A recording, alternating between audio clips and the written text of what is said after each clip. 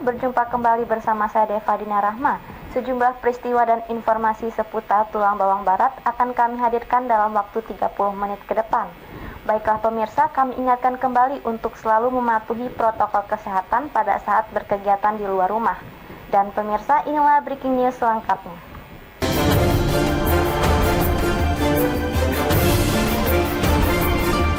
Bupati Tulang Bawang Barat Umar Ahmad didampingi Sekda Tubaba Nofri Wanjaya dan segenap Kepala OPD menerima kunjungan kerja Wali Kota Bengkulu Helmi Hasan di Rumah Baduy pagi tadi, Kamis 15 Juli 2021.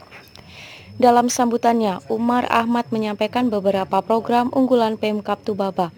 Program tersebut antara lain Tubaba Cerdas. Umar Ahmad memaparkan program unggulan tersebut secara rinci di hadapan Wali Kota Helmi Hasan. Pulang ke masa depan merupakan sebuah proses perjalanan Tulang Bawang Barat menuju Tubaba. Tubaba sendiri merupakan masa depan dari Kabupaten Tulang Bawang Barat. Dalam perjalanan pulang menuju ke masa depan, tentunya Tulang Bawang Barat butuh teman dalam perjalanan pulang menuju masa depan, salah satunya Kota Bengkulu. Tentunya dalam kesempatan ini, saya selaku Bupati Tulang Bawang Barat berharap Kota Bengkulu bisa menemani Tulang Bawang Barat pulang ke masa depan, jelas Umar Ahmad. Mbak Gayung bersambut. Wali Kota Bengkulu, Helmi Hasan, dalam sambutannya juga memaparkan beberapa program unggulan Kota Bengkulu yang kebetulan ada kesamaan dan kebetulan program tersebut sedang berjalan. Program unggulan Kota Bengkulu salah satunya adalah Masyarakat Bahagia. Alasan Helmi menjadikan Tulang Bawang Barat sebagai kota tujuan kunjungan kerja karena menurut saya Umar Ahmad merupakan bupati terbaik di dunia.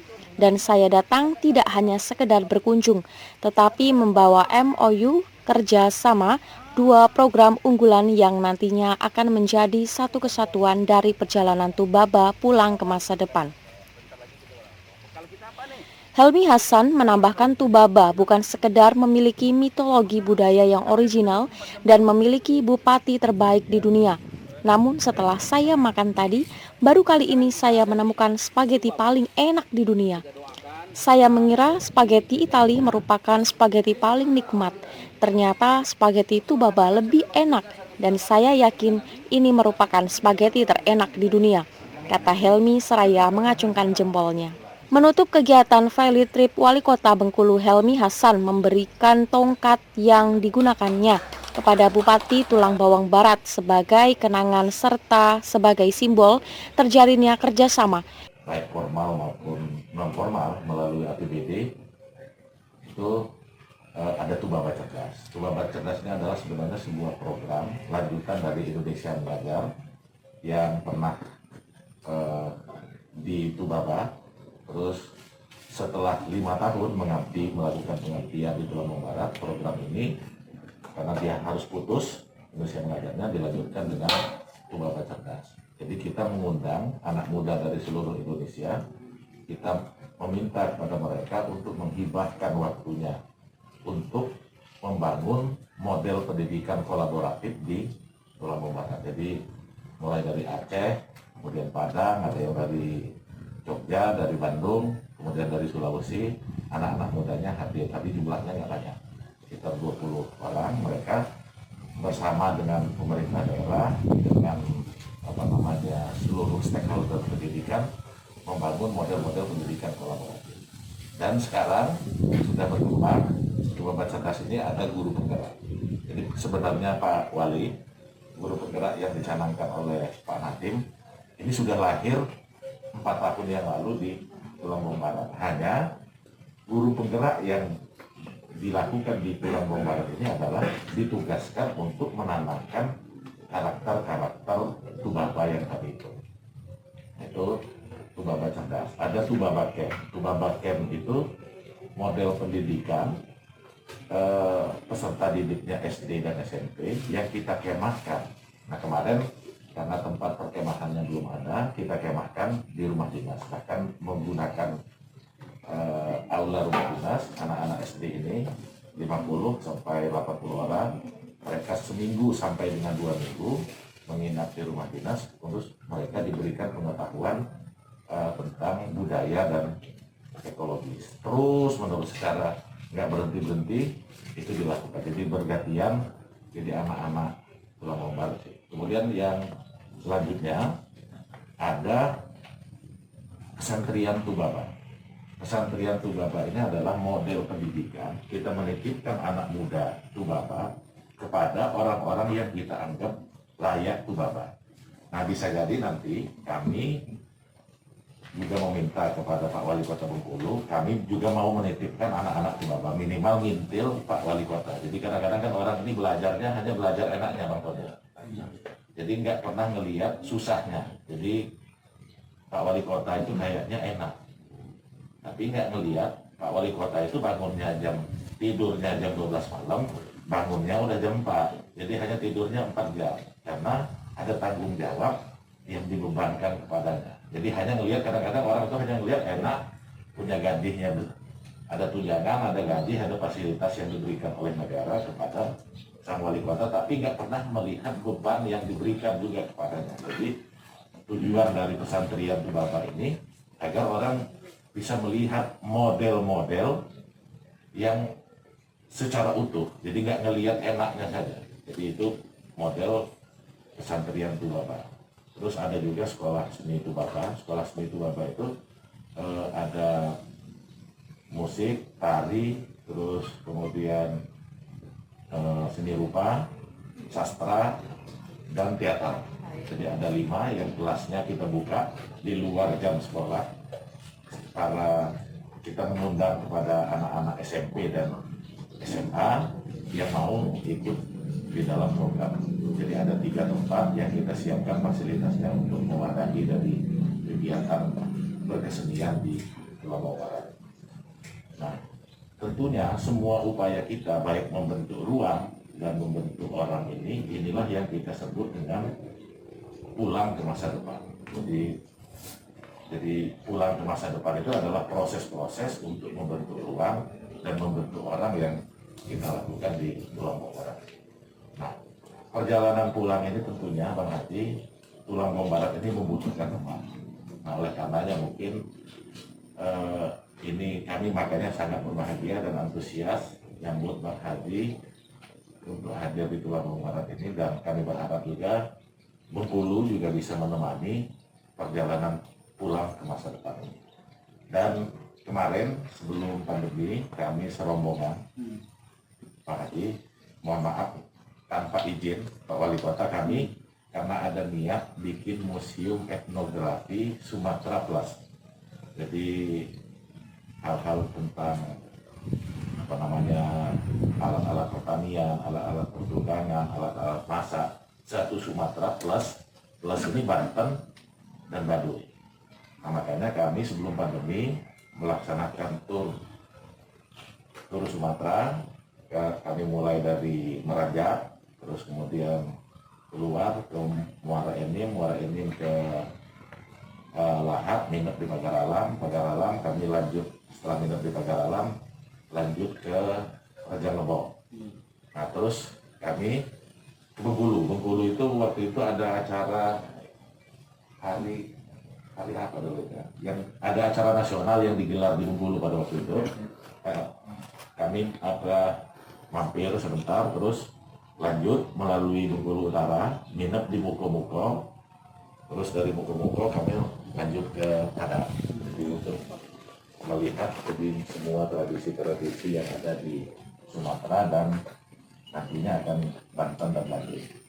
Banyak hal yang unik, saya kira Sumatera sangat kaya dengan kebudayaan ini. Ada puluhan ribu jenis alat, mulai dari alat masak, pertukangan, dan alat-alat pertanian ini puluhan ribu jenis Bang Irfan sebenarnya yang dimiliki, dan ini ada yang masih digunakan, ada yang memang sudah tradisi ini sudah banyak ditinggalkan. Nah, ini yang rencana kami untuk membuat museum etnografi di Pulau Bawang Barat.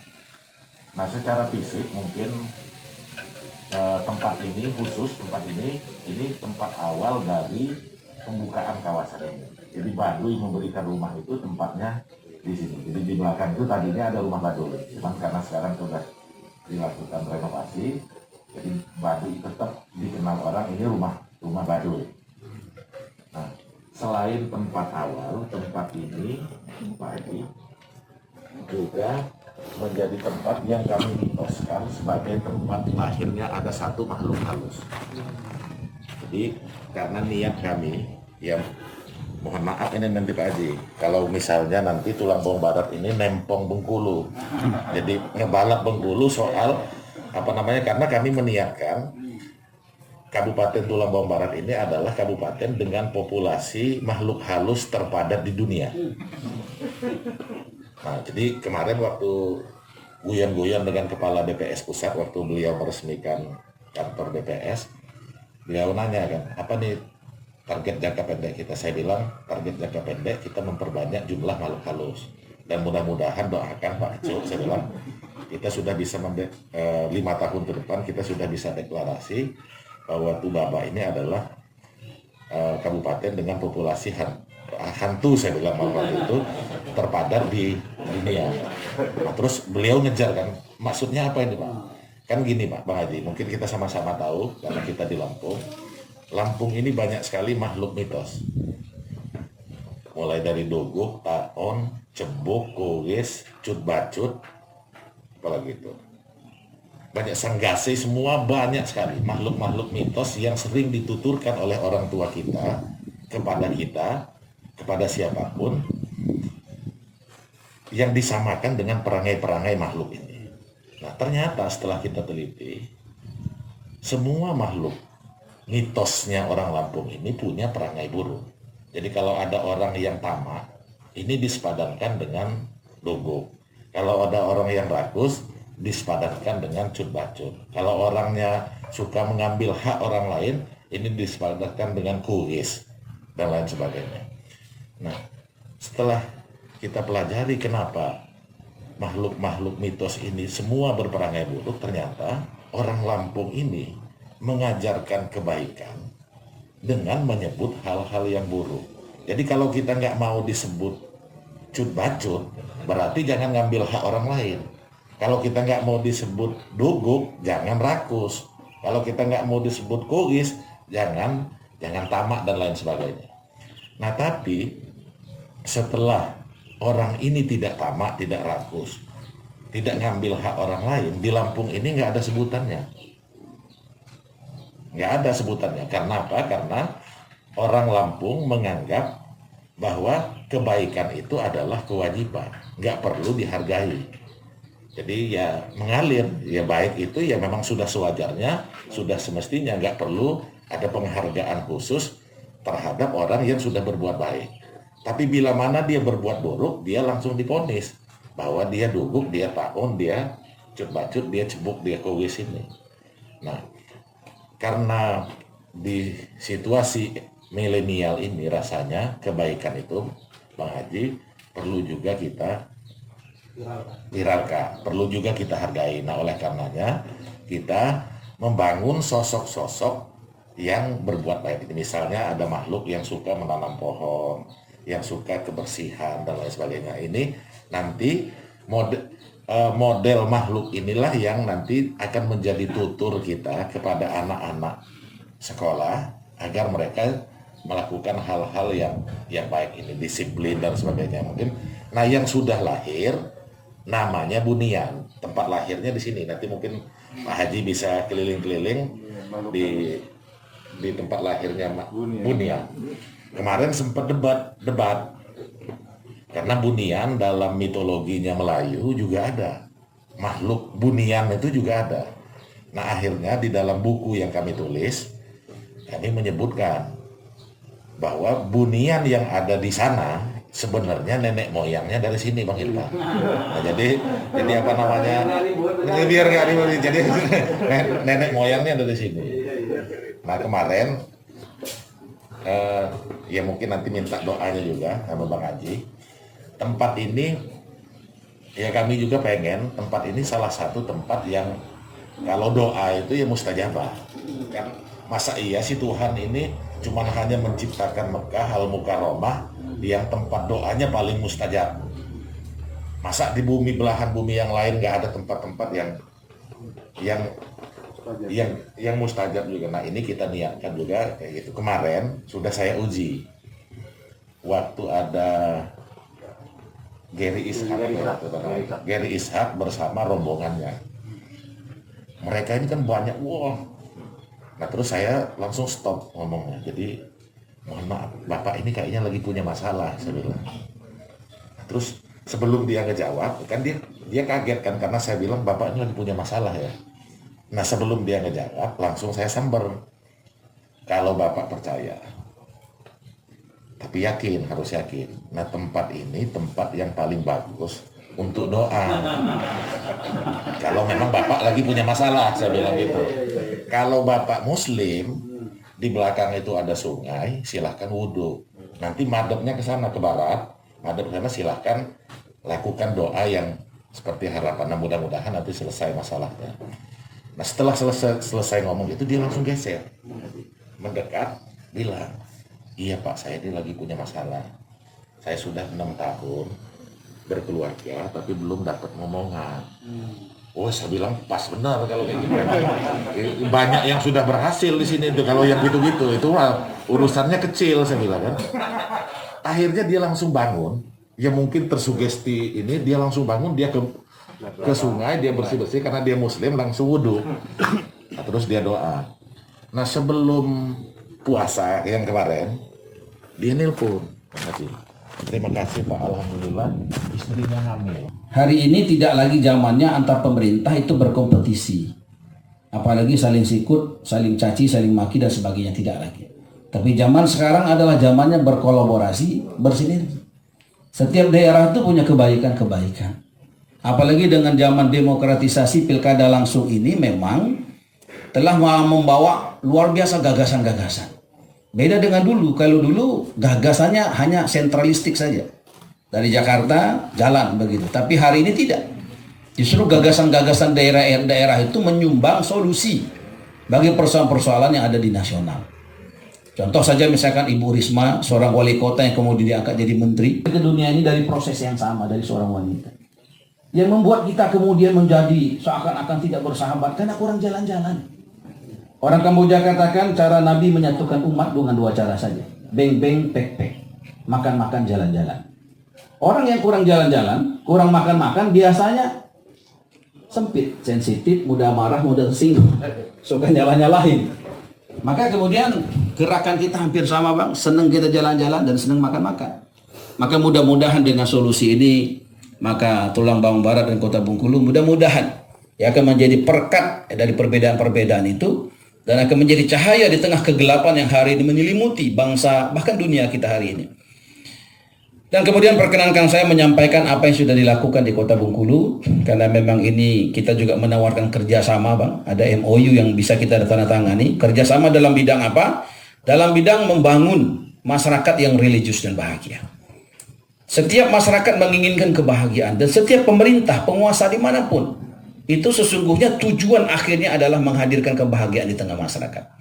Kita bangun misalkan 1000 sekian hektar ini, tujuannya tidak lain untuk membahagiakan masyarakat.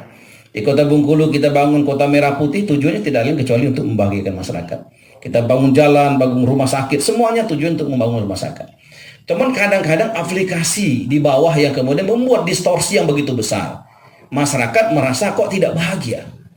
Salah satu saja misalkan soal kesehatan. Banyak kita lihat, dengar berita, bagaimana kemudian ada orang miskin sakit, kemudian ketika dia masuk ke rumah sakit, ternyata anak yang dilahirkan meninggal, dia orang kampung, nggak punya uang untuk bawa ambulan, sedangkan rumah sakit minta bayar, akhirnya dia bawa pakai kantong plastik. Akhirnya dia bawa pakai motor dan sebagainya.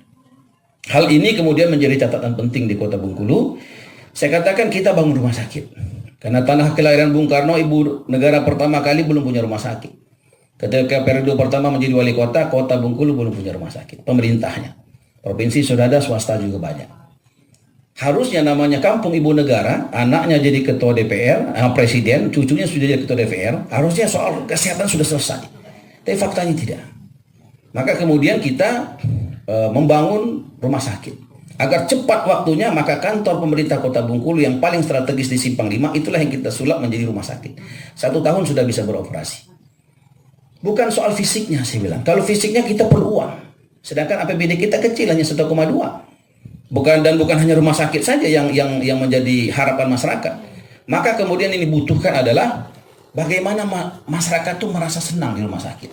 Bukan karena fisiknya, bukan karena teknologinya, bukan karena canggihnya dokter, bukan. Karena itu perlu uang. Maka yang kita bangun adalah bagaimana pelayanannya. Kepada direkturnya, kepada seluruh yang ada di sana saya kasih tanggung jawab. 3 kali Anda mendapat komplain dari pasien, maka Anda nggak boleh kerja lagi. Siapapun dia, direkturnya, satpamnya, siapapun, tanda tangan. Maka kemudian alhamdulillah kita rumuskan 1 salon gratis di Rumah Sakit Kota Bengkulu. Salon gratis. Biasa orang kaya yang di pedikur, medikur, massage dan sebagainya. Orang miskin nggak pernah. Kenapa orang kaya sering kali pedikur, medikur? Karena enak. Nah, keenakan ini juga harus dirasakan masyarakat yang tidak mampu. Maka kita buat salon gratis di sana. Setiap orang yang miskin datang berobat tidak boleh pulang dulu sebelum dikerembat gratis. Massage gratis, pedikur gratis, dan medikur gratis. Dan harganya nggak mahal, murah meriah.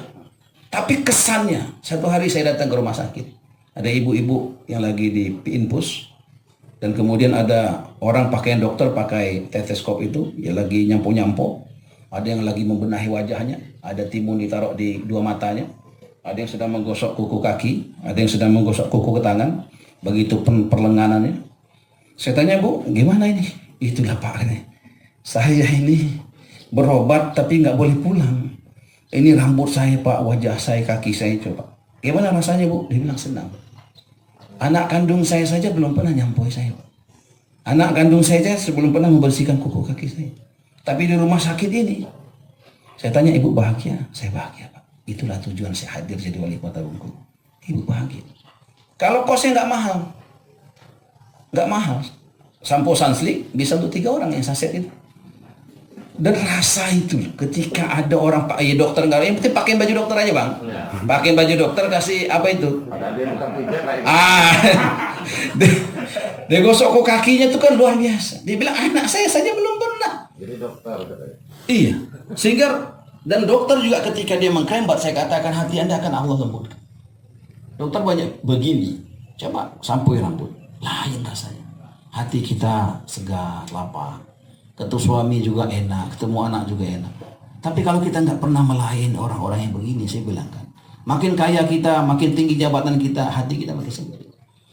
Maka alhamdulillah itu berjalan dan akhirnya Rumah Sakit Kota Bengkulu, saya ingin katakan terbaik di dunia.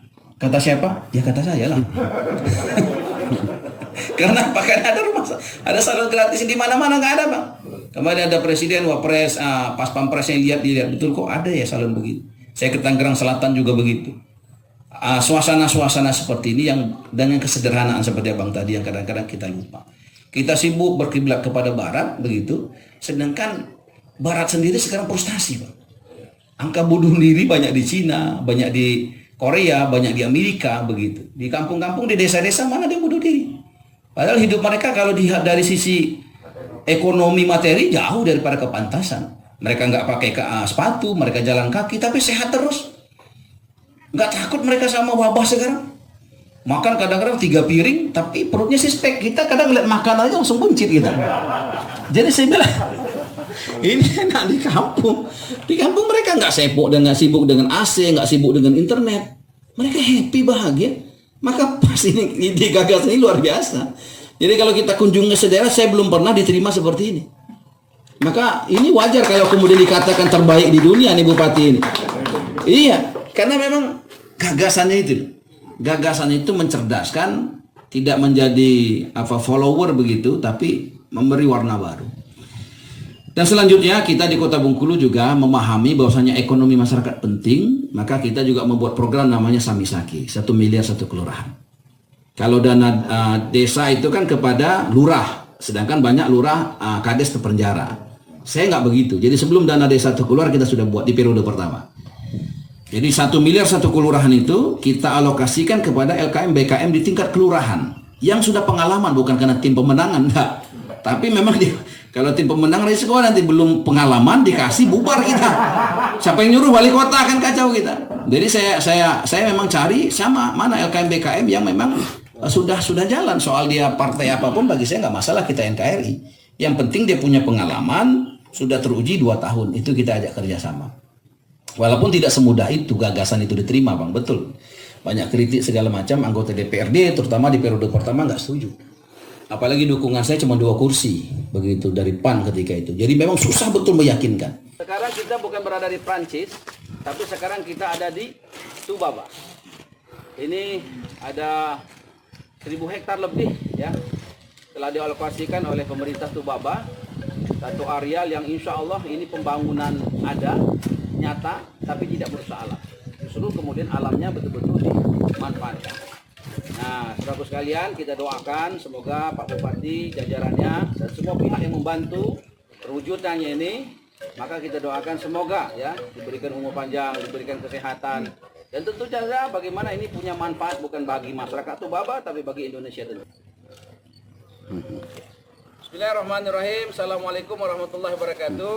Saudaraku, alhamdulillah ini hari kita ada di Tubaba. Ya. Ini dengan Pak Bupati terbaik di dunia ini, Pak Umar. Saya tadi sudah mendapatkan pencerahan luar biasa bagaimana kemudian back to nature. Jadi alam itu bukan untuk dimusuhi, tapi bagaimana kemudian alam itu dijadikan sahabat. Kita dapat manfaatnya tapi tidak merusak alam. Pesan dari Tubaba ini luar biasa. Nah, kemudian tadi juga kita sudah dijamu, ya, jamu makanan-makanan yang diolah oleh masyarakat Tubaba sendiri. Ada spaghetti terenak di dunia itu bukan di Italia rupanya, tapi ada di Tubaba. Bahan bakunya itu dari singkong, subhanallah singkongnya memang ditanam di sini, sehingga betul-betul fresh. Dan yang terpenting ada nilai di situ soal pemberdayaan masyarakat. Kebanyakan kita bangga dengan produk-produk luar, ya kan, akhirnya dapat uang orang luar, orang kita nggak dapat uang. Nah, bagaimana kemudian kita konsumsi yang kita gunakan, bahkan tempat tinggal kita lihat di sini, itu betul-betul ini luar biasa. Ya, kayunya memang dari sini, yang ngerjakannya memang orang sini, begitu. Dan kemudian tingkat keindahannya bisa dibandingkan gitu loh. Dengan bangunan-bangunan di luaran sana juga nggak kalah. Dan bagaimana kemudian kita sekarang ini duduk seakan-akan bangunannya bangunan lokal, tapi rasanya itu sedang ada di room kita. Oleh karena itu cepat datang ke Tubaba ini, yang belum pernah datang ke sini segera datang. Dan di sini juga akan dibangun satu universitas, Bang ya. Universitas baik begitu di sini. Boleh nanti juga sama-sama yang punya keinginan semangat sekolah, kenapa tidak datang ke Tubaba. Saya Helmi Hasan, Wali Kota Bengkulu dari Tubaba. Assalamualaikum warahmatullahi wabarakatuh. Alhamdulillah ya, hari ini kunjungan yang luar biasa. Saya sudah berkeliling hampir seluruh Indonesia, tapi penyambutan yang paling luar biasa, paling hikmah ini ternyata di Tubaba. Karena memang bagaimana kemudian Tubaba menginspirasi Kota Bengkulu, boleh membangun, silakan ambil manfaat dengan alam, tapi jangan pernah rusak alam. Karena alam ini juga harus dinikmati oleh generasi-generasi kita yang selanjutnya. Jangan sampai kemudian hanya kita yang bisa memanfaatkan, tapi generasi selanjutnya justru mendapatkan keburukan-keburukan dari alam gara-gara tangan-tangan jahil kita. Maka insya Allah pesan ini juga harus disampaikan kepada Indonesia. Ayo kita bangun negeri kita, ayo kita bersahabat kepada alam, tapi jangan pernah rusak alam. Kita ada 2 hal yang kita sepakati di situ, bagaimana membangun masyarakat yang bahagia. Bahagia ini menjadi hak setiap warga, dan setiap program pemerintah dengan APBD, APBN-nya itu sesungguhnya ultimate goal-nya, tujuan utamanya adalah masyarakat bahagia. Kita bangun gedung pencakar langit, tapi rakyat kita tidak bahagia, itu gagal pemerintah. Maka kita ingin membangun, tapi rakyat harus bahagia. Hari ini kedatangan tamu, seorang pemimpin yang sangat bijak, memiliki pengalaman yang sangat luas. Ini sungguh keberuntungan buat Tulang Bawang Barat. Dan kita hari ini bersepakat untuk menumbuhkan banyak kebaikan di setiap tempat. Banyak hal-hal baik yang perlu kami contoh juga dari Bengkulu, dan hal-hal baik. Karena memang Tubaba ini adalah kumpulan dari kebaikan. Itu kumpulan, terus bahaya itu baik. Jadi kumpulan dari hal-hal yang baik itu menjadi Tubaba. Nah, oleh karenanya mungkin ketika ada hal-hal baik yang ada dari Bengkulu nanti kami contoh, dan banyak sekali kami mendapatkan masukan-masukan yang berasal dari Pak Wali Kota, Pak Helmi Hasan dari Bengkulu. Dari Tulang Bawang Barat, Agus Tiadatara melaporkan. Pemirsa, demikianlah tadi informasi yang dapat kami sampaikan. Saya Deva Dina Rahma beserta tim yang bertugas pamit undur diri. Sampai jumpa.